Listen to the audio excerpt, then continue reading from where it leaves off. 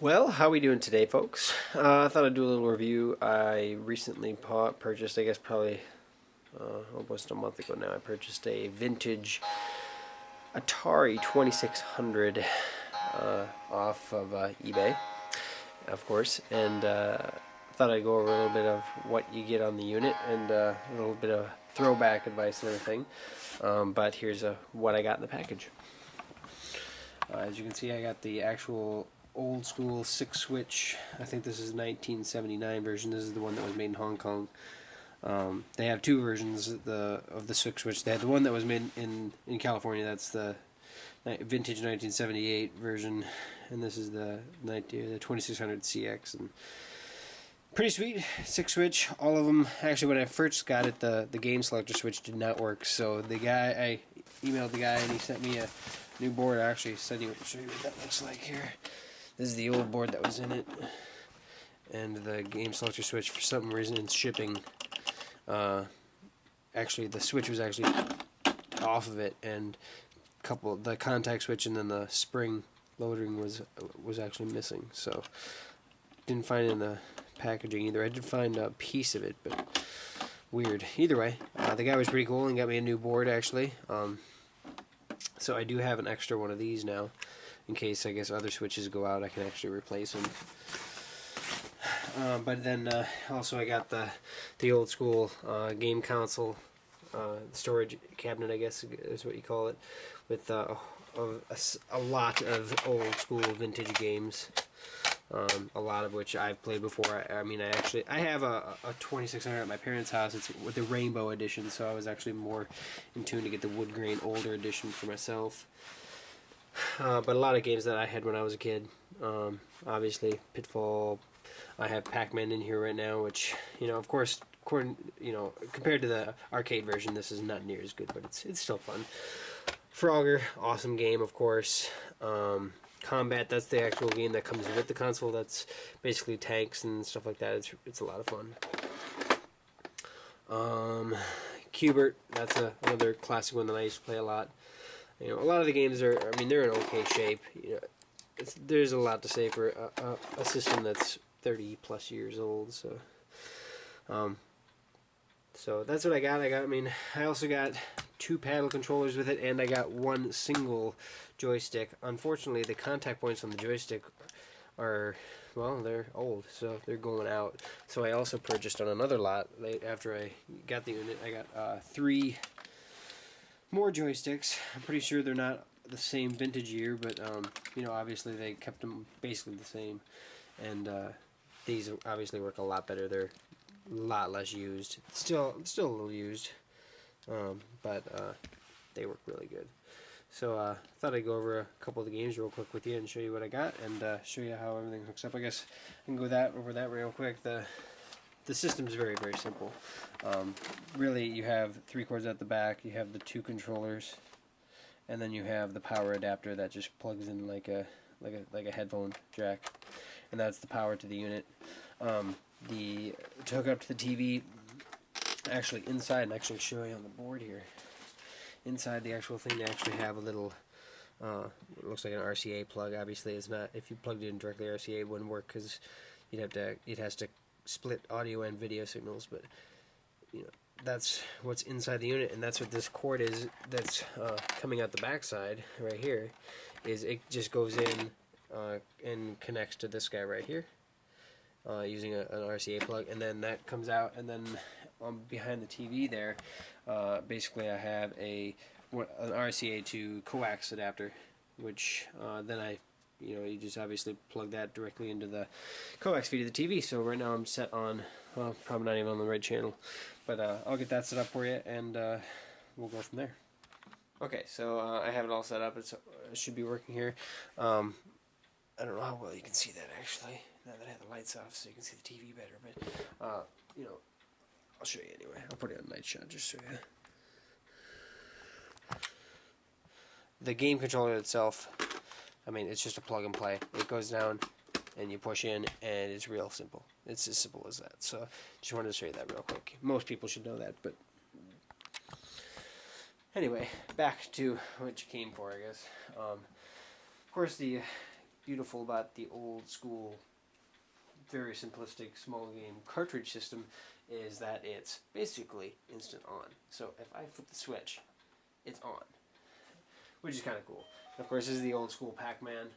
You know, it's just very simplistic.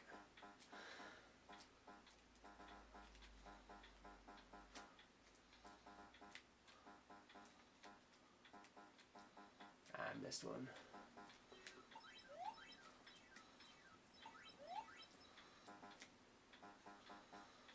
And I mean, it's not near as good quality as the arcade version was, but you know, it's the same premise. It's just not near as good graphics, which, you know, definitely torqued off a lot of people when they did that, because the arcade version's older. So.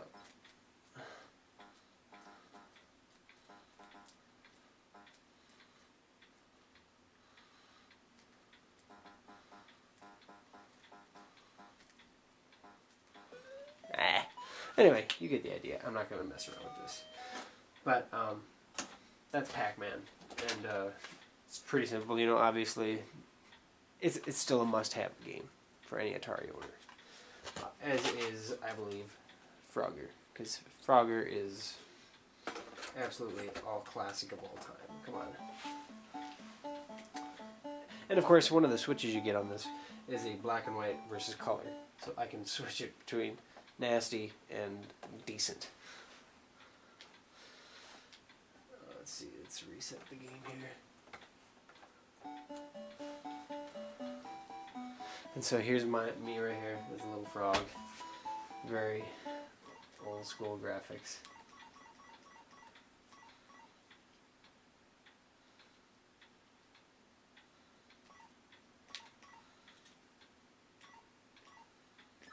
And that's basically what you do.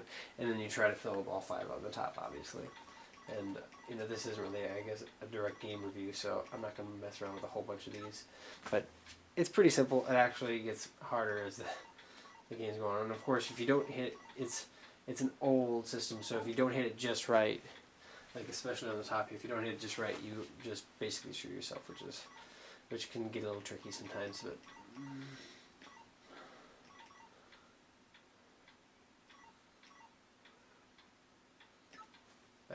That's Frogger. And let me see. Pitfall, one of my arch nemesis of all time when I was younger. And I was never the best at this game, I can honestly say. But it's definitely not the easiest game in the world, I don't think, at least. But I mean, really, really amazing what they could do back then.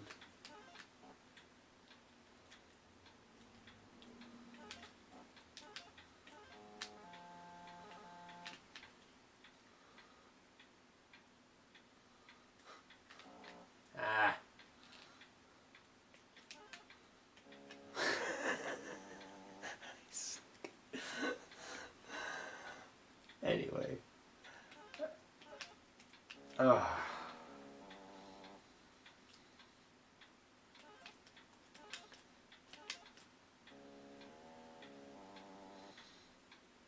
So, anyway. 1982, year I was born. I'll show you one more here. Combat, which is the actual game that the unit actually comes with. It's a 2-player game, really. So, but either way, I'll show you. Especially the tanks. I mean, this is probably of all the games that I remember when I was a kid growing up, this is honestly the one that really does it for me for some reason. And all it is obviously what the game entails, combat. So obviously if I had the other controller, I'm the blue guy, and you know, and basically you're just trying to shoot each other. If you hit the other person, you get a point, and the other person bounces off, and they're not within firing range again. So obviously now they're blown to the other side of the screen, and I can't, like if I come over here, like he just kind of went through the side and came out the other side, I cannot physically drive through it. So I have to go all the way to the other side to try to get him now. Pretty cool. And of course, with the game selector switch, there's different modes, like with different barriers. And obviously up the top, there's like what game you're on. You're on game 4, game 6. And there's also ones where you're invisible, which... Let's see if I get this to work. Makes it really interesting. So you don't know where you are. So if I'm hitting, and then when I go to fire, it'll show me just for a second. And same with the other guy. So it's very interesting. There's a whole bunch of invisible ones with different things. Then there's helicopter, which is another game. There's a whole bunch of levels with that one as well. And then there's what do they call this one?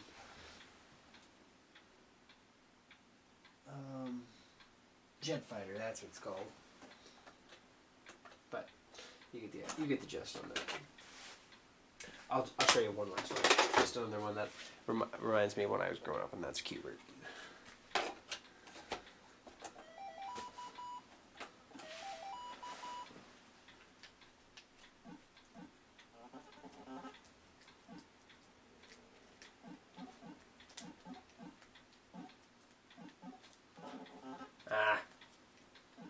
And basically you gotta light up all the squares to you.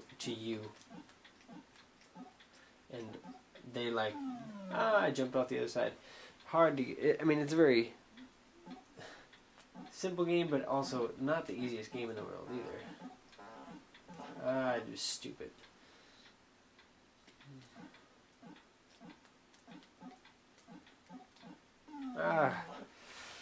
Anyway. Yeah, basically you have to color them all yourself, and then you get to the next level. So, but yeah, that's my new system, my new Atari 2600. And for any of you vintage gamers out there, obviously that have a love for things like that, then I highly recommend it. So, anyway, if you like what you see, I guess I try to do different videos, keep it new and old alike, but subscribe or hit the like button down there, and I promise to bring some new content. Please comment or send me a message if you have any recommendations or things I can do better. So I hope you enjoyed the video, and we'll see you next time. Till then.